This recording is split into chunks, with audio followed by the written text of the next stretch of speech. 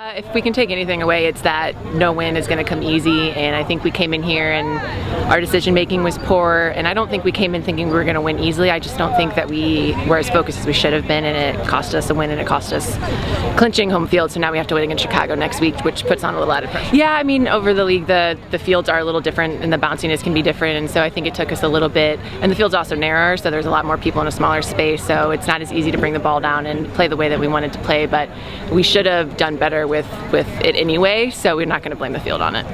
Yeah, I mean, I try to get forward at different times in the game, and for me this game it just really wasn't happening because they were kind of sitting back a little bit more and kind of inviting to dribble into pressure, and so I was just trying to avoid it and we were trying to pass around, but as the game goes down you're just trying to do anything that you can to get the tying goal, so I just tried to go and I played Shay a ball and she got it back to me, but it just didn't work near the end. I played a ball that was too close to the keeper, so. Yeah. What's it like? It's a task. I mean, she's busy, she's quick, I mean, she obviously can score goals, great goals, so I mean you always have to be aware of her, so it's always a battle with her. Just win is the big one that we want to do, but we also need to get back to playing the style that we want to and kind of keeping the ball and possessing and knocking it around, so I think that's what we're going to focus this week going into Chicago. Yep. I mean, it's nice just because we have a great, Kansas City has great support and we're expecting a big crowd and everything, so it is really important to us, especially, you know, traveling can be tough on the body and stuff, especially at the end of the season, so we want to get as many advantages as possible.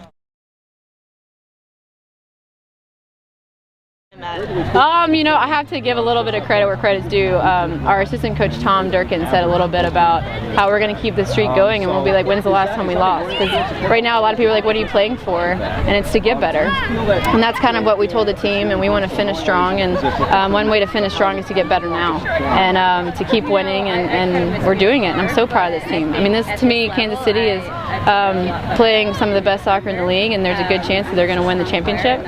And for us to beat every single team in the playoffs, that shows that we're a really good team. We just started streaking a little too late, I think. Yeah, I do.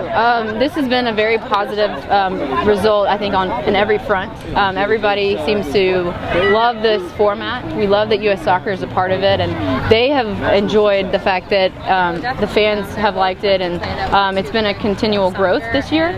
And you know, I think they see the development of players, and you're seeing so many people that may not be on the national team now that could come up, because that's the whole goal for the U.S. Soccer, is to develop more women's soccer players. And for people as old as me, it's fun to keep playing and play in front of a great crowd and keep playing at the highest level I can right now, and it's a lot of fun. So I love it. You've seen 2 weeks. Joke. Let's see. Well, you know, I just think that there's been a lot of improvement. To me, one of the players that has improved the most this season is someone like Julie King. I mean, you just see her continual growth. She may not be ready right now, but I would say look at her athleticism and look at how far she's come just in these 4 to 5 months. And you can, if she continues to develop in this league, you could see her maybe one day.